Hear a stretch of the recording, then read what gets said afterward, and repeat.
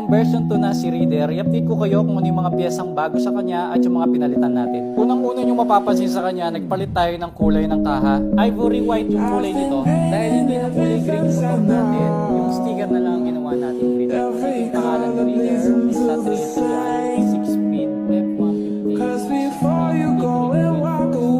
Dito sa harap, di na natin siya nilagyan ng bigan, tatak na lang na rowan. Tapos, yung ating tapalodo, nagpalit din tayo ng bagong inner fairings. Mas malinis tignan ang stock inner fairings. Dahil plain lang yung kulay niya, tapos yung mga edge, kitang-kita. Maraming nakuha yung mga inner fairings, kaya napaka-fix. Pati yung underneath, tapos tinabas natin siya dito para mas nakita